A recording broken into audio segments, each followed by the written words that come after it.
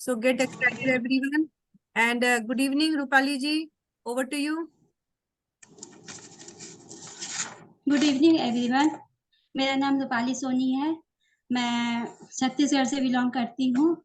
और आज सर या मैम ने जो भी वर्कआउट कराया है बहुत ही अच्छा वर्कआउट कराया है।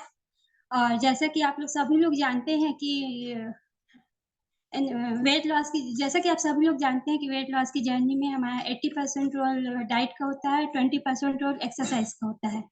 तो आप लोग ने अभी तक 20% रोल का अपना 20% रोल आपने लोग कर लिया है अभी, लेकिन अब हम चलते हैं अपने डाइट 80% रोल डाइट की ओर। तो जैसा कि आप लोग जानते हैं कि डाइट का मतलब बहुत सारे लोग ऐसा सोचते हैं डाइट के बारे में कि मतलब डाइट पे चलना है मतलब हमें एक टाइम का खाना नहीं खाना है या फिर हमें कम खाना खाना है, लेकिन ऐसा नहीं है। अगर हम ऐसा वेट लॉस करते हैं तो उसमें हमारे और बहुत सारे हेल्थ इशू भी स्टार्ट हो जाते हैं। इसलिए हमें मतलब खाना कम नहीं करना है, लेकिन हमें उसमें अपनी कैलोरीज को ही कम करना है। बल्कि हम अपने कैलोरीज को ही कम करके हम डाइट पे जाते हैं। तो इसके लिए हमको ये समझना चाहिए कि कैलोरीज हमें कितनी कैलोरीज लेनी है या फिर हमारे शरीर में कितनी कैलोरीज बर्न होती है। कुछ लोग क्या करते हैं कि पहले तो हम ये जानेंगे कि कैलोरीज होती क्या है। देखिए, जो हम फूड खाते हैं और उससे जो हमको एनर्जी मिलती है उसको हम कैलोरीज कहते हैं। तो उसके अब हमारे शरीर में कितनी कैलोरीज बर्न होती है ये हमारे तो फिजिकल एक्सरसाइज पे हमारे शरीर की फिजिकल एक्सरसाइज पे डिपेंड करता है कि हम कितना फिजिकल एक्टिविटीज हम कर रहे हैं, कितनी नहीं कर रहे हैं। कुछ लोग क्या होता है कि उनका फिजिकल एक्टिविटीज बिल्कुल नहीं रहता है, तो उनकी जो कैलोरीज होती है वो ज़्यादा बर्न नहीं होती है। तो और वो लोग अपनी मतलब कैपेसिटी के हिसाब से ज़्यादा कैलोरीज लेते हैं, तो वो कैलोरीज क्या होती है हमारे शरीर में एक फैट के रूप में इकट्ठा होने लगती है। इसीलिए हमको ये समझना चाहिए कि हमारे मतलब फिजिकल एक्टिविटीज के हिसाब से हमारी कैलोरीज हमको कितनी कैलोरीज की हमारी ज़रूरत है और हमें कितनी कैलोरीज हमारे शरीर में बर्न हो रही है। कुछ लोग बोलते हैं कि हम फिजिकल एक्टिविटीज तो करते हैं, मतलब हम काम तो बहुत करते हैं, लेकिन हम उसके बाद भी हमारा मोटापा बढ़ रहा है। तो मतलब कुछ लोगों का क्या होता है, ऑफिस वर्क होता है, तो ऑफिस वर्क में वो काम करते हैं, बोलते हैं हम काम तो बहुत करते हैं, लेकिन ऐसा क्या होता है कि वो फिजिकल एक्टिविटीज नहीं कहलाती, वो तो मेंटली एक्टिविटीज कहला गई ना। तो उसको हम तो उसके हिसाब से उनकी कैलोरी ज्यादा बर्न नहीं होती है या उनका मोटापा बढ़ने लगता है। इसीलिए हमको ये समझना चाहिए कि हमको कितनी हमारी फिजिकल एक्टिविटीज है और हम कितने हिसाब से हमको कितनी कैलोरीज की जरूरत पड़ती है। तो सबसे पहले तो हमें ये नॉलेज होना चाहिए इसके लिए कि हमें किस खाने में कितनी कैलोरीज मिलती है। तो देखिए, जैसा क्या होता है सुबह का हम जैसे आप लोग तो जानते ही हैं कि 5 मील मतलब हमारे शरीर के लिए 5 मील बहुत ज़रूरी है, और हम 5 मील के और हम अपने शरीर की जो कैलोरीज है उसको हमको 5 मील में उसको हमको डिवाइड करना है कि हमको किस टाइम पे कितनी कैलोरीज लेनी है, कि किसके हिसाब से जो हमारी कैलोरीज है, मतलब एक दिन में मान लीजिए हमको 1500 से 1600 कैलोरीज लेनी है, तो है ना, तो हम अपने खाने को 5 भागों में डिवाइड कर लेंगे और उसको हम अपने मतलब जैसे हमारा जो 5 मील रहता है उसके हिसाब से हम अपने कैलोरीज को डिवाइड कर लेंगे कि हमको सुबह नाश्ते में कितनी कैलोरीज लेनी है, हमको लंच में कितनी कैलोरीज लेनी है, और हमें शाम के स्नैक्स में कितनी कैलोरीज चाहिए और रात के डिनर में भी। तो उसके लिए पहले हमको ये जानकारी होनी चाहिए कि हमको किस चीज़ में कितनी कैलोरीज मिलती है। तो जैसे आप लोग जानते होंगे कि नॉर्मली लोगों के घरों में जो ब्रेकफास्ट बनता है वो ज़्यादातर पराठा, पूरी या फिर पोहा हो गया या फिर जंक फूड जैसे मैगी है, ये सब चीज़ें मिलती हैं।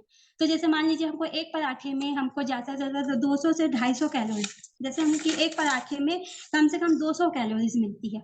तो नॉर्मली इंसान 2 या 3 पराठा तो लेता ही है, उसके साथ में फिर सब्जी है या फिर कुछ है, या फिर हम एक स्टफ्ड पराठा लेते हैं जैसे पनीर पराठा हो गया या आलू पराठा हो गया, तो उसमें भी हमको 250 कैलोरीज मिलती है। उसके साथ फिर हम सब्जी लेते हैं, है ना, तो उसमें हमारे एक्स्ट्रा कैलोरीज और हो गई। तो कुल मिला के हमारा जैसे जो सुबह का जो ब्रेकफास्ट होता है वो कम से कम 700 से 800 कैलोरीज का तो वैसे ही हो जाता है। फिर उसके साथ में हम चाय भी लेते हैं, तो कम से कम हमारा जो सुबह का ब्रेकफास्ट है वो 1000 के आसपास का पहुंच जाता है। अब आप ही समझिए कि जब हमारा सिर्फ ब्रेकफास्ट 1000 कैलोरीज का हो गया, तो बाकी तो अभी हमारे 3 मील बाकी हैं, तो उसमें तो कम से कम 1 से या 1000 या उससे ज़्यादा भी कैलोरीज होगी। फिर दोपहर के खाने में आते हैं, तो लंच के टाइम में देखिए हम दाल चावल, नॉर्मली इंसान लंच क्या करता है, दाल चावल सब्जी रोटी, तो देखिए एक रोटी में हमें कम से कम 100 कैलोरीज मिलती है ना। और फिर उसके बाद हम ये समझते हैं कि 1 कटोरी चावल में हमको 136 कैलोरीज मिलती है और 1 कटोरी दाल में हमको 100 कैलोरीज मिलती है। और जो हम सब्जी लेते हैं 1 कटोरी, उसमें हमको मिनिमम 60 कैलोरीज मिलती है। तो अगर हम 2 रोटी या लेते हैं या फिर 1 कटोरी चावल लेते हैं तो कम से कम 700 से 800 कैलोरीज से हमारा लंच हो जाता है ना।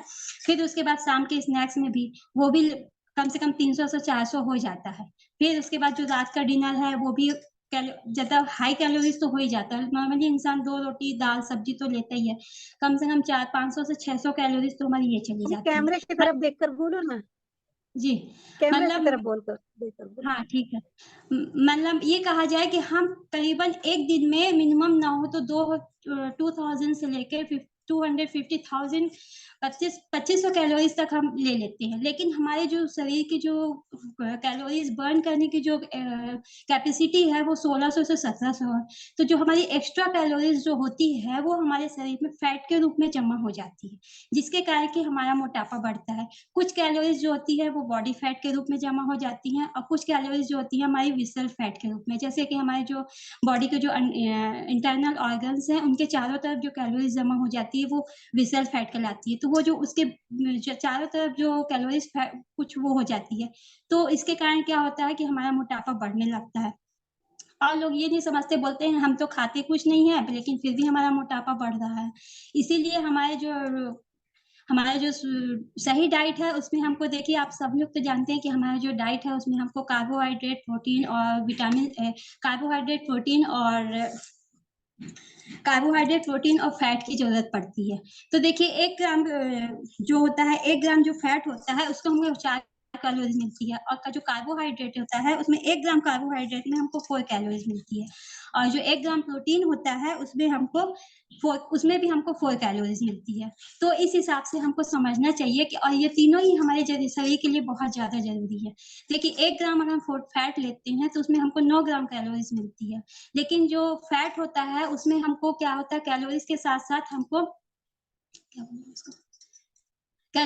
साथ हमको उसमें एक्स्ट्रा फैट भी मिलता है।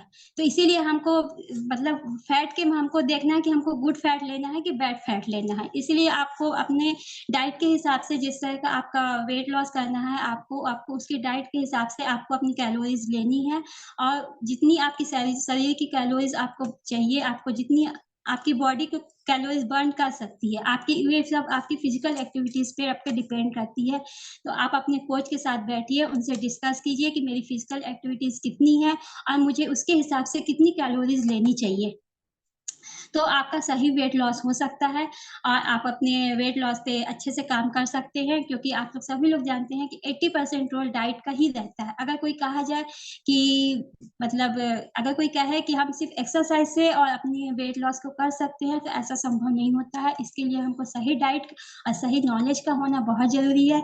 इसलिए आप सब लोग अपने अपने कोचेस के साथ कांटेक्ट में रहिए और उनसे आप पूछिए कि आपको कितनी कैलोरीज की जरूरत है। आप उस हिसाब से आप कैलोरीज लीजिए और अपने वेट लॉस को जर्नी को पूरा कीजिए अच्छे से और अच्छे से फास्ट रिजल्ट लाने की कोशिश करिए। Thank you so much ma'am. Over to Geeta ma'am.